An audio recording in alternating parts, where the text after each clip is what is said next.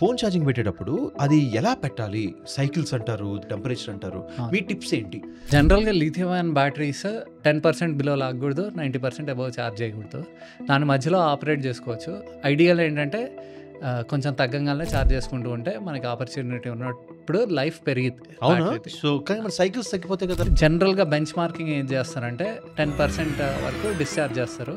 దానిలో 2000 సైకిల్స్ వస్తాయని చెప్తారు.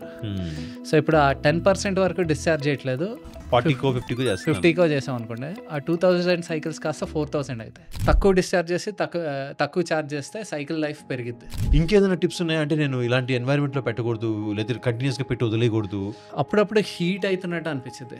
ఆ హీట్ అవుతున్నప్పుడు యాప్స్ అన్ని క్లోజ్ చేసేసి జస్ట్ నార్మల్ కొంచెంసేపు ఆగి ఛార్జ్ చేసుకుంటే better. Batteries certain C rating అని ఉంటాయి, ఆ సి రేటింగ్లో ఛార్జ్ అవుతుంటాయి అనమాట. సేమ్ బ్యాటరీసే ఫాస్ట్ ఛార్జ్ చేస్తాం. ఫాస్ట్ ఛార్జ్ చేసినప్పుడు హీట్ ఎక్కువ జనరేట్ అవుతుంది. అది 1-2 సార్లు చేయొచ్చు కానీ రెగ్యులర్గా చేయకూడదు. అందుకే స్లో ఛార్జింగ్ ప్రాపగేట్ చేస్తున్నారు.